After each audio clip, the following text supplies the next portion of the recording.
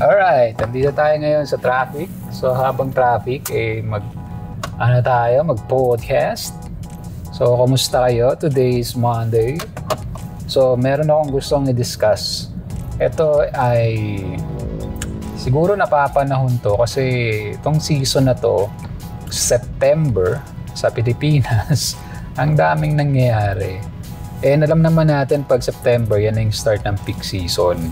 So, hindi natin mapagkakaila na we have so much priority. And yung priority na yon is nahahaluan pa ng stress. Ngayon, nagiging questionable kung paano natin didiskartehan yung tinatawag na work-life balance. Work-life balance is very general in terms of acceptance. Kasi pag sinabi mong work-life balance, ang unang pumapasok sa isip natin is paano mo ginajuggle yung oras mo to satisfy your hunger for sometimes hobby, sometimes time for the family, sometimes time for meron tayong tinatawag na alone time, yun. So sa ating panahon ngayon, paano natin i-justify sa sarili natin, hoy, kailangan mo na ng work-life balance, syado ka na maraming ginagawa sa buhay. So hindi na tama yan, hindi na, kaya nga tinatawag na balance eh. So meron tayo dapat equilibrium na tinatawag. Sa economics, meron kami tinatawag na equilibrium where demand meets supply. Tayo nga ba, ano nga ba yung pwede nating magawa para at least yung work-life balance na napaka-importante sa panahon ngayon ay mabibigyan pa rin natin ng priority? Meron akong mga sinulat at prepare para sa inyo. Kung meron kayong request or meron kayong naisip naman, pwede nyo rin ilagay sa comment section below. So, ang ibibigay ko sa inyo is yung aking opinion based sa aking experience. So, hindi naman siya ganong kahirap. So, ako naman ay isang common na tao. Common na tao? Okay, first tip is number 1, you have to prioritize your to-do list wisely. So, yun. Sasabihin ko sana task, pero masyadong technical. So, you have to prioritize your to-do list. Not really on a ascending order. Ascending talaga. Huwag mo masyadong gawin na huwag mo masyadong seryosohin, pero at least alam mo kung ano yung mga ipaprioritize mo. Kagaya ng sinabi ko sa previous ko na podcast is, alam niyo yung eat the frog na model. Pakinggan niyo yung eat the frog na technique, productivity technique. Yun yung ginagawa ko. So, pumapasok ako ng maaga sa office, do the things that yung pinakamahirap muna. Then, after that, saka mo naman isunod yung mga task na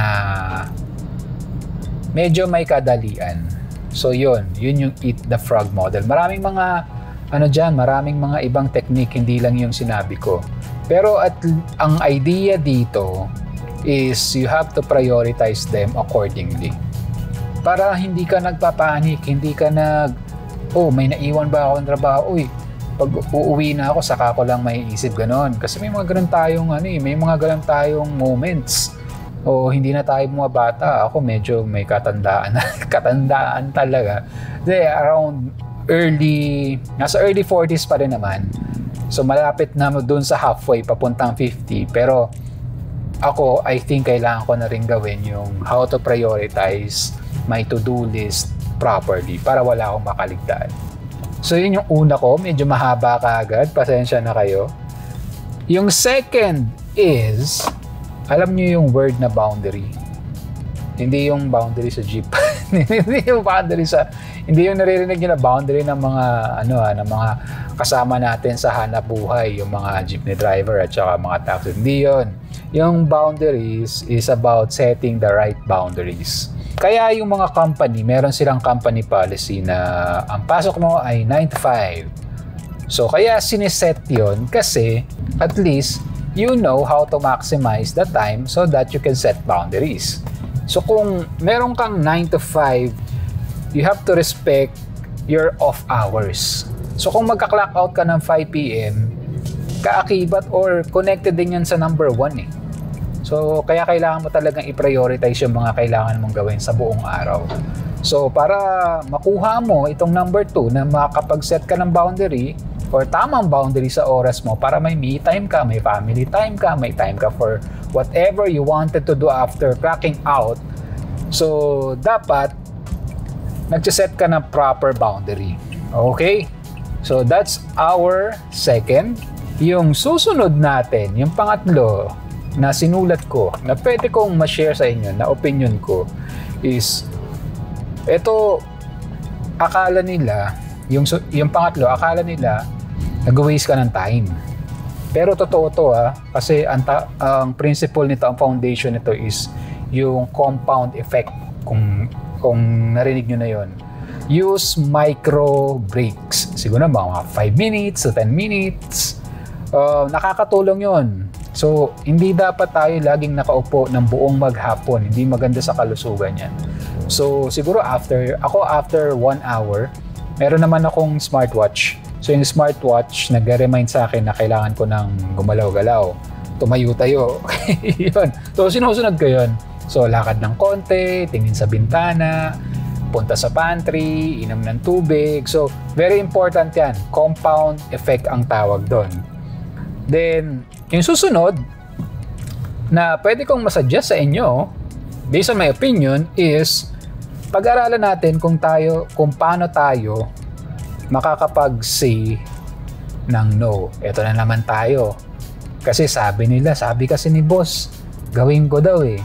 Sabi kasi ng office mate ko, important daw eh. So, tinulungan ko na rin. So, nag-guess na ako. Yes, ando na tayo. Pero, hindi lang yung priority nila yung kailangan mong isama sa priority mo. Kailangan matuto rin tayo mag-say no. Hindi naman masamang mag-yes kung meron pa tayong capacity or meron pa tayong enough time para tulungan yung mga nanghihingi ng tulong sa atin. Okay? So, wag tayong mahihiyang magtanong. Hindi, wag tayong mahihiyang magbigay ng sagot na no. Kung hindi naman talaga natin kaya. Well, kung kaya mo, okay, sige. Walang makakapigil sa'yo or walang pumipigil sa'yo, pero don't take it personally. Sa sarili mo muna. Pwede mong sabihin sa kanya yun. Pero in a subtle way. Alam mo naman tayong mga Pilipino, medyo sensitive tayo. So, pwede nating sabihin na pasensya ka na kasi nagawa ko na yung priority list ko. Pero pag natapos ko to, pwede. Titignan ko kung kaya ko pa siyang isingit. Yun, ganun. In a nice way naman. Hindi naman sasabihin ka gano'n, oy, hindi na pwede. Ang dami ko nang ginagawa. Huwag naman ganun. Let's practice humanitarian approach pa rin. So, nasa pang-5 na tayo. So, kung ikaw naman ay manager, halimbawa, wow, promoted ka na. You are a full-fledged manager. So, ano yung unang task mo? So, umahawa ka ng tao. Let's say, umahawa ka ng tao. Marami kang tao sa opisina. Siguro mga 10, mga ganon.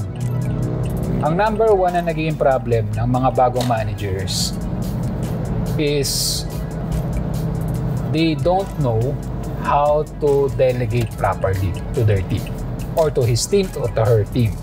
So, ganito yan. Naging manager na ako for almost 15 or 16 years. I manage people not just as part of my KPI but also I make sure na nagkakaroon din sila ng career development. So that's also one of my responsibilities. Kailangan hindi lang sila part ng team. Dapat nag-grow din sila. When they feel that yung ka-team mo, they will feel more empowered. Magiging productive sila. So what I'm trying to say, enough of the story, dapat alam mo kung kailan ka makakapag-delegate based on their strength, based on their capability, and based on their limitation. So aminin natin, at the end of the day, ang gusto natin matapos ay ang trabaho, right? Walang masama doon. Pero dapat, kung mag-delegate tayo, proper siya. And may proper technique dyan. Huwag nyo mamadaliin na, uy, gawin mo naman to. Uy, pwede mo bang ano, kasi tao kita eh. Huwag ganon, huwag ganon, huwag ganon. Let's be more responsible. Magbasa tayo ng mga tips. Marami dyan. Hindi na magbabanggit ng social media. Pero kung kayo ay nasa corporate world, hanapin nyo yung mga topics na nagdi-discuss about EQ, how to improve my EQ, how to improve my delegation skill set. So, huwag tayo mahihiya na sabihin na, I'm just a new manager. Sabihin nyo sa team nyo, I'm just a new manager. Please help me. And let's grow together. Galing. Parang ano, parang TED Talk Naging TED Talk tuloy. Yun, yung next tip ko. Let's make delegation fun. Yun. And productive. And also creative. Alright? And yung pang-anim ko na, sige na nga, sabihin na natin tip. Pang-anim ko na tip is stay physically active. Ito, napaka-importante nito. If you remember, napaka-traumatic nung pandemic, especially sa mga katulad natin na hindi yun naranasan. It's my first time maybe, sabihin ko na lang, ako na lang muna. It's my first time to experience pandemic, and I'm also shocked of what can it do to our well-being. So kahit na wala ng pandemic ngayon, napaka-importante na inaalagaan natin yung ating sarili. Take enough exercise. So kailangan, very important na at least twice or thrice a week siguro nakakapag-walk tayo ng yung requirement, which is 10,000 steps. So hindi naman dapat sa isang araw o kakaumpisa mo pa lang 10,000 agad, hindi. Pwede mo naman yung gawin ng practice muna. Sige, on my first day, 2,000 steps.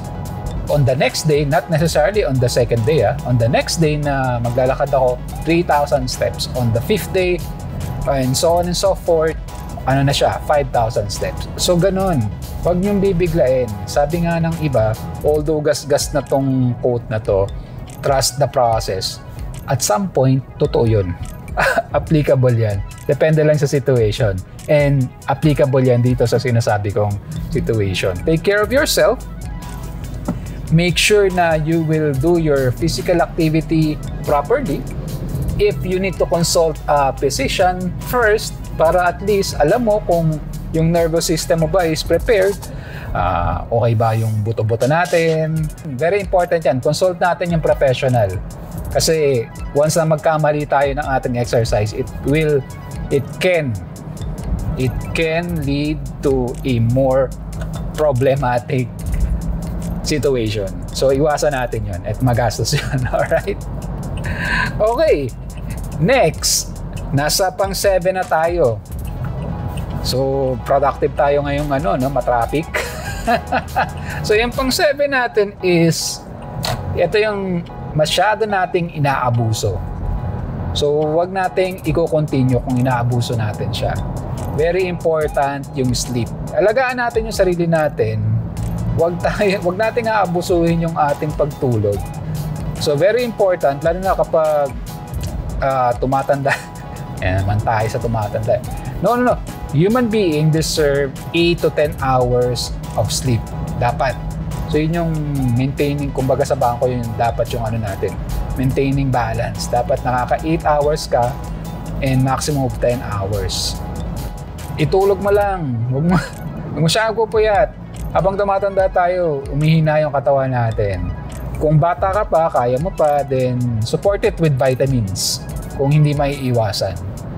At yan nga po, dahil laging traffic ngayon, peak season na, September, middle of September, ang idea ko is makipagkwentuhan sa inyo habang nasa traffic at i-post yung podcast na makikreate natin during traffic time pauwi ng bahay. Everyday nag-upload tayo sa YouTube. Follow our YouTube at tad.mywidgets.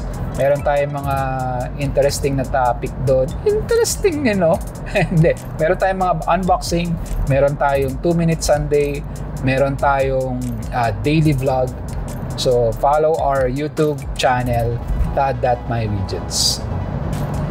At yun na po, kagaya ng lagi kong sinasabi, lagi kong paalala, stay safe, stay healthy, and always be nice to deserving people. Ingat po kayo. See you sa next podcast episode.